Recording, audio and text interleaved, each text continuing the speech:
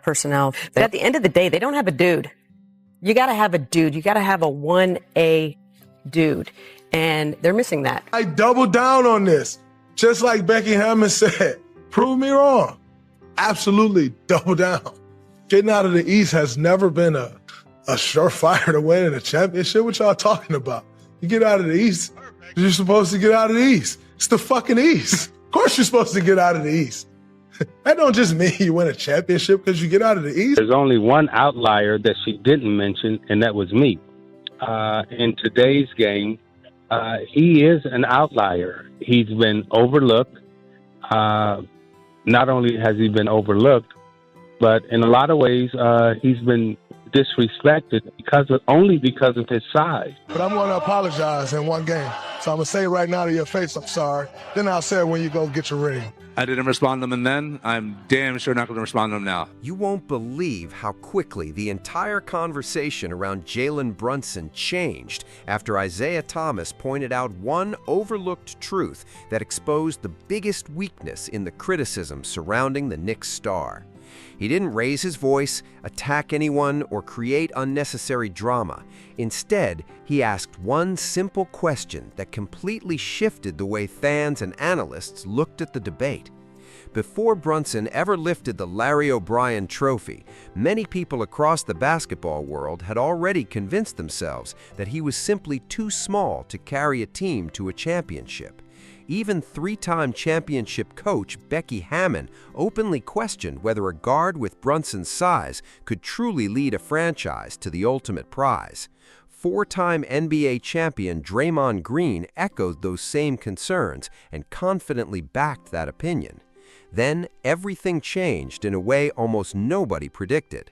Brunson silenced every doubter by capturing the 2026 NBA MVP award while leading the New York Knicks to their first NBA championship since 1973. In one unforgettable postseason run, years of criticism started falling apart right before everyone's eyes. Shaquille O'Neal admitted he was wrong and publicly apologized. Draymond also owned his mistake, apologized directly to Brunson, and acknowledged that his earlier take missed the mark.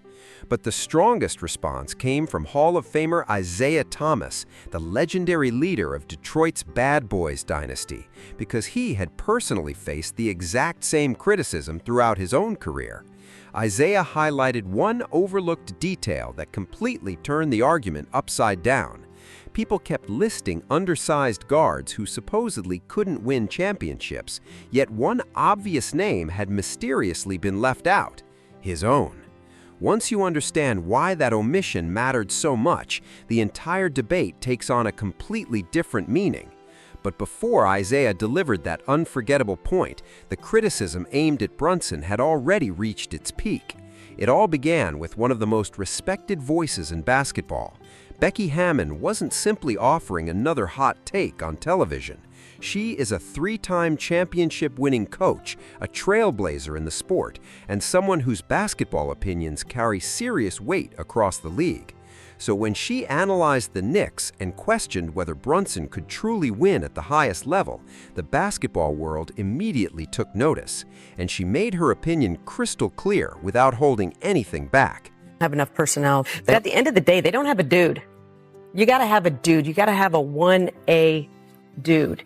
And they're missing that. That was the heart of her argument. Becky Hammond insisted that Jalen Brunson was still missing the one quality she believed every true NBA champion must have.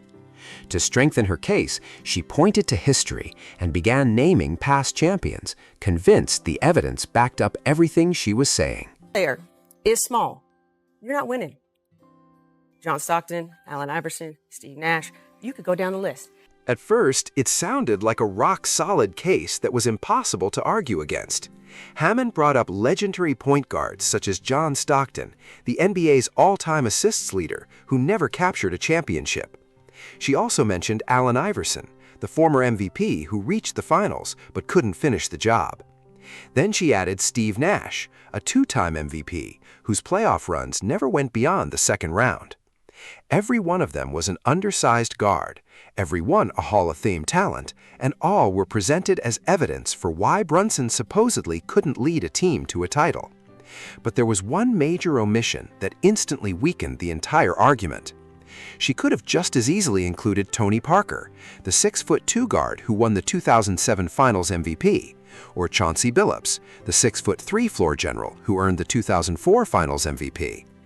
Even without bringing up those names, though, the biggest flaw in the argument was already impossible to ignore. The missing name changed everything. Once fans and analysts caught on, the first person to publicly point it out was an NBA champion standing 7 feet tall who refused to let the conversation continue unchecked. Kendrick Perkins wasn't speaking up because he was defending undersized guards or protecting a certain group. He was simply asking one powerful question that completely flipped the entire discussion on its head. This is coming from a big man. What tier do we put him in? And it's time for him to match up against other superstars. He give them that work and he stand on business. Now, I watched him go in the Phoenix a couple weeks and hand them. Dropping 50 points in a hostile road environment wasn't just another incredible game. It was a message to the entire league, a loud statement that served as a warning to every doubter. Then, an NBA champion who had actually shared the court with Jalen Brunson finally said what countless people had been thinking but weren't willing to say publicly. MVP, it's no debate. And if you look at the series, and we was always coming back from the forecourt, and guess who had the ball? Jalen Brunson didn't simply win an NBA championship. He proved he was the best player on the biggest stage and walked away with the Finals MVP trophy, leaving no room for debate. Every time the pressure reached its highest point, the Knicks trusted the ball with the same player critics insisted was too small to lead a championship team. So when Brunson was finally asked about everyone who doubted him, his response revealed exactly what kind of competitor he truly is. I'm damn sure not going to respond to him now. There was no trash talk, no excuses, and no emotional response. Brunson stayed focused, kept quiet, and chose to let his performance speak louder than any headline ever could. But even then, the debate refused to disappear. Becky Hammon sparked the conversation, and Draymond Green poured gasoline on it with just 4 words that made the controversy explode even further. Instead of pulling back, he stood firmly behind his opinion. He completely doubled down. On this, just like Becky Hammon said, prove me wrong. Absolutely double down. Getting out of the East has never been a surefire to winning a championship. What y'all talking about? You get out of the East, you're supposed to get out of the East. It's the fucking East. Of course you're supposed to get out of the East. That don't just mean you win a championship because you get out of it. It's just the East. Those 4 words instantly dismissed everything Jalen Brunson had worked so hard to accomplish. It was almost as if his playoff journey didn't count. His victories came easy, and the entire Eastern Conference was being treated like nothing more than a stepping stone. But those comments also opened the door for the perfect response from someone who understood this kind of criticism better than almost anyone. Isiah Thomas, a Hall of Famer, NBA champion, and the legendary leader of the Detroit Pistons, spent years hearing that he was too undersized to win at the highest level. He didn't answer with arguments or excuses. He answered by winning championships. So when Isiah listened to the criticism aimed at Brunson, he wasn't speaking from theory or opinion. He was speaking from personal experience. And that's when he spotted the one detail everyone else had completely overlooked. Liar that she didn't mention, and that was me. In today's game, he is an outlier. He's been overlooked. Not only has he been overlooked, but in a lot of ways, he's been disrespected only because of his size. It has nothing to do with his playing ability. That if you know how to play it, whether you big or small, you can neutralize the bigger guys with your speed, with your intelligence, with your tempo, with your IQ. There was one name missing from the conversation, and it changed everything. It was the one exception Becky Hammon left off her list, the player whose career alone could have completely dismantled the entire argument before the debate ever had a chance to grow. He's different. I coached against him in AAU when he was 13. But Just what he's been able to do in New York is has been magical. And if he's able to pull this off, he's definitely going to go down as one of the best small guards ever. We were coming and building the low man on him at 13, and he was still sidestepping and getting around and stuff. Isiah Thomas didn't simply bring up his own name. He reminded everyone that true greatness is defined by skill, leadership, and heart, not by a player's height. Even when he was only 13 years old, opposing coaches were already creating defensive game plans specifically to slow him down. That's the reality many people refuse to acknowledge. Isiah immediately recognized what Brunson was going through because he had already lived that same journey. Being an undersized guard isn't an advantage. It often means carrying an extra burden from the very beginning. Every defeat becomes another excuse for critics to question whether you're good enough, and every time you prove them wrong, the standard somehow changes again. Names like John Stockton, Allen Iverson, and Steve Nash were repeatedly used as evidence against every new undersized star who entered the league. Brunson wasn't only dealing with the pressure of leading the Knicks, he was also carrying the expectations and comparisons attached to every great song card who came before him. He was never allowed to simply enjoy being an elite player. Instead, he constantly had to prove that players his size could actually win championships. Then the narrative finally started to collapse, and the biggest voice among the doubters was the first to admit it. Draymond Green looked Brunson directly in the eye and did something very few people are willing to do. He openly admitted that he got it wrong. It's in one game. So I'm going to say right now to your face, I'm sorry. Then I'll say it when you go get your ring. One game. I apologize. The apologies finally started to arrive. Another promise was made that if Brunson finished the job and lifted the championship trophy, another public apology would follow. And after staying silent through all the criticism, the player who never wasted time arguing with his doubters finally got the chance to let his voice be heard. Represent all them little men out there. Brunson never turned the spotlight toward himself. Instead, he made his victory about every young player who had ever been told they were too small to succeed at the highest level. And as his championship run became impossible to ignore, more critics began changing their tune. Even Shaquille O'Neal eventually admitted that his earlier opinion was wrong. Apology. You've been saying for the past 2 years that the Brunson has been the best free agency signing ever. Now. Charles, I owe you an apology. You've been saying for the last 2 years that Jalen Brunson was the greatest free agent signing ever. Now I agree. Shaquille O'Neal saying those words on live television showed just how dramatically the conversation had shifted. Charles Barkley had been making that same argument for years, standing by Brunson, even while taking criticism. And in the end, the results proved his belief was right all along. I think 2 years ago, maybe 3, when Jalen got the Knicks, might be the greatest free agent signing in the NBA history.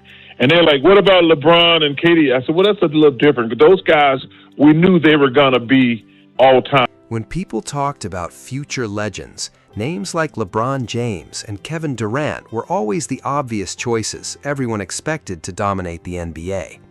Jalen Brunson, on the other hand, was viewed as the risky bet that very few people were willing to believe in. Charles Barkley saw something special in him long before the rest of the basketball world finally caught on. Then Kendrick Perkins stepped back into the conversation and delivered the statement that brought the entire debate full circle.